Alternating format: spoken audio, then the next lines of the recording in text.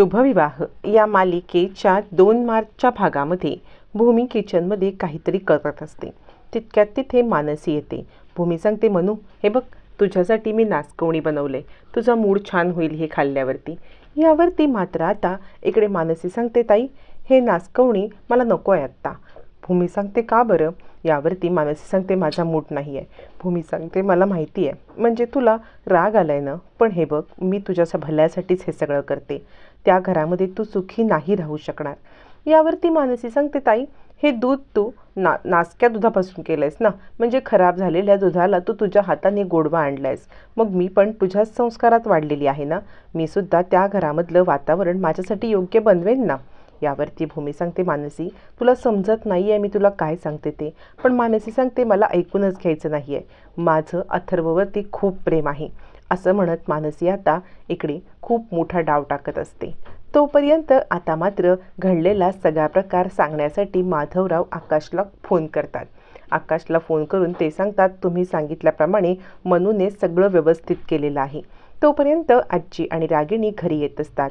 आजी म्हणत असते, काय गं रागिणी, आता काय करायचं? म्हणजे भूमिका ही ऐकायलाच तयार नाही आहे, आता आपण कसा निर्णय घ्यायचा?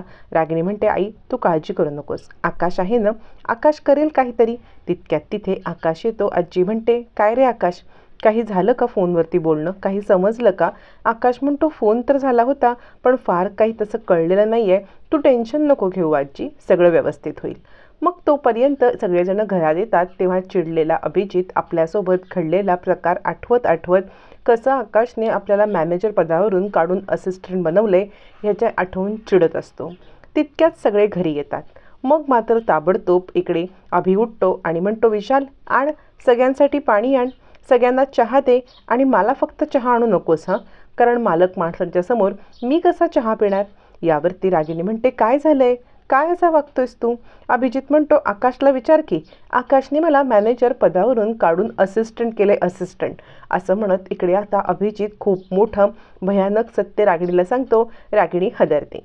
यावरती आकाश म्हणतो, हे बघ, याच्यावरती फार काही रिॲक्ट होण्याची गरजच नाही आहे तुला, कारण हा निर्णय मी पूर्णपणे विचार करून घेतलेला आहे आणि माझ्या निर्णयावरती मी ठाम आहे.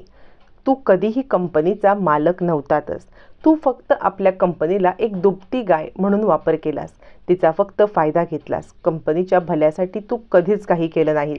आणि तुला काय वाटतंय, जरी 6 वर्षामध्ये तू दमदाटी करून मला गप्प केलं असलंस तरी कंपनीमध्ये केलेले घोटाळे मला समजणार नाहीत असं तुला वाटतंय का? असं म्हणत आता मात्र आकाशने अभिजितच्या विरोधात सगळ्यांच्या समोर सगळं बोलायचं ठरवलेलंच असतं. तोपर्यंत इकडे पौर्णिमा चिडलेली असते आणि म्हणते, ही भूमिताई लग्नाला नकार देते याचा अर्थ तुला कळतोय का? मला अजूनच या सडक्या घरामध्ये राहायला लागणार आहे, मला माझ्या हक्काच्या घरी राहताच येणार नाही आहे. या भूमिताईने सगळं आमचं जगणं नको केलंय आणि तिकडे आकाशला सगळं आठवल्यामुळे त्याने आमचं जगणं नको केलंय. तुला माहिती आहे का, अभिजितला त्याने कंपनीच्या मॅनेजर पदावरून काढून टाकून एक साधा असिस्टंट बनवलंय. नीलांबरी म्हणते, इतकी त्या आकाशची हिंमत झाली? पौर्णिमा म्हणते, एवढंच नाही तर आम्हाला दोघांना घराबाहेर काढण्याची पण धमकी दिली. तितक्यात फोनवरती आता बातमी वाचून नीलांबरी म्हणते, हे बघ, नवीन काय बातमी आले ते, तुझ्या नवऱ्याचं केबिनसुद्धा त्याने काढून घेतलेलं आहे. आता मात्र तुझा नवरा खरंच चपरासी झाला बरं काय? पौर्णिमा म्हणते, नाही, हे सगळं त्या भूमीमुळे होतंय ना, म्हणजे आम्ही भूमीला आठवण यावी यासाठी प्रयत्न नाही ना केला, तर तो आम्हाला घराबाहेर काढणार आहे. आता मी पण बघते की भूमिताईपर्यंत सत्य कसं पोहोचतं ते. मी सगळं सत्य जे त्याला लपवायचं आहे ना, ते सगळं खरं भूमिताईला सांगून टाकणार आहे. तितक्यात तिथे भूमी येते आणि काय सांगणार आहेस तू मला, असं म्हणत पौर्णिमाला प्रश्न विचारते. त्यावरती इकडे मात्र रागिणी सांगते, आकाश, इतका मोठा निर्णय घेण्याच्या आधी तू मला एकदा बोलायचंच तरी, मला न सांगता परस्पर निर्णय घेतलास का?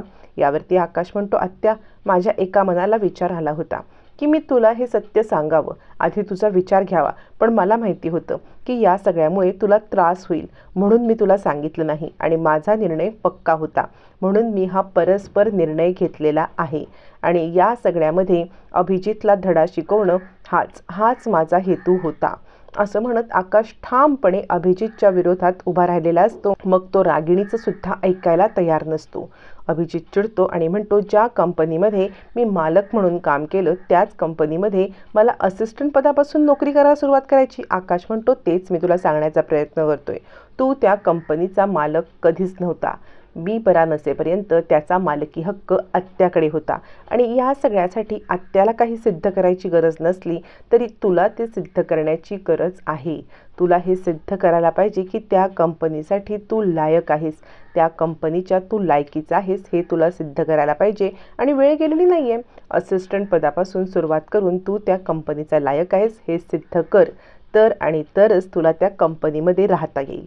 असं म्हणत आकाश आता बेधडकपणे अभिजितला सगळं बोलत असतो आणि आता अभिजितच्या रागाचा पारा चढत असतो. त्यावेळेला आकाश पुन्हा एकदा रागिणीकडे येतो आणि म्हणतो, आत्या, खरं सांगू का तर ह्याला असिस्टंट म्हणून कंपनीत ठेवण्याची सुद्धा माझी इच्छा नव्हती.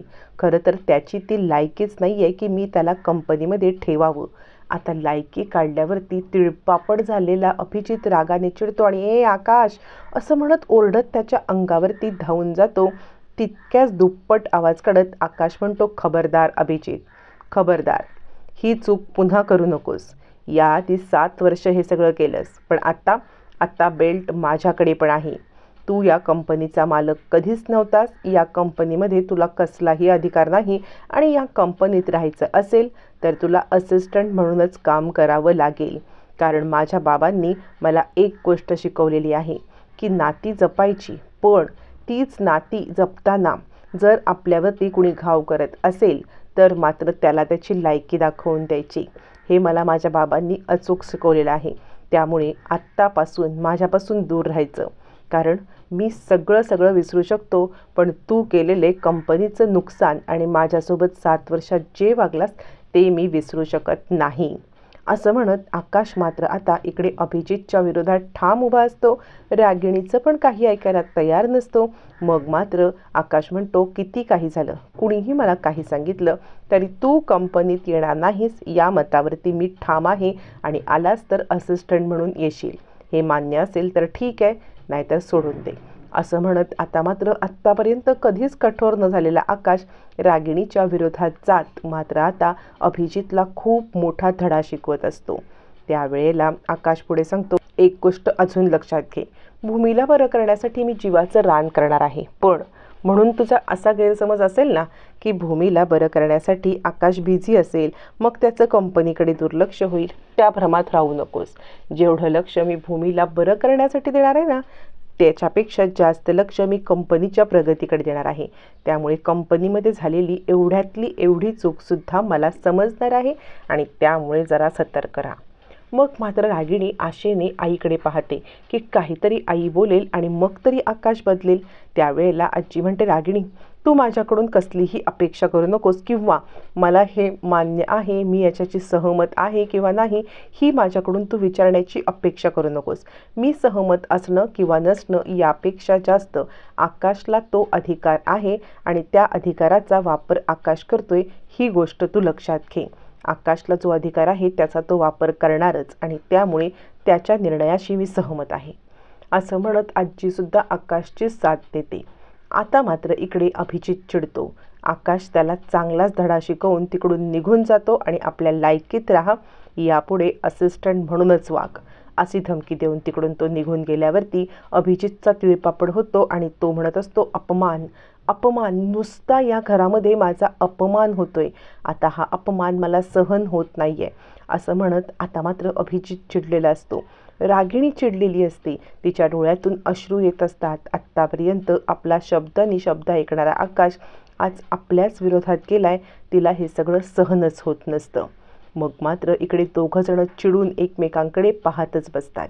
इकडे आकाशचा दुसरा प्लॅन चालू होतो. आकाशने आता मात्र अथर्वला सांगितलेलं असतं, आता आपल्याकडे एकच प्लॅन आहे, म्हणजे तुझ्या प्रेमाची इंटेन्सिटी ही तिचा माझ्यावरती असलेल्या रागाच्या इंटेन्सिटीपेक्षा जास्त आहे हे तू तिला पटवून दे. तुम्ही दोघांनी हे पटवून द्या, तेव्हाच भूमी या सगळ्याला तयार होईल.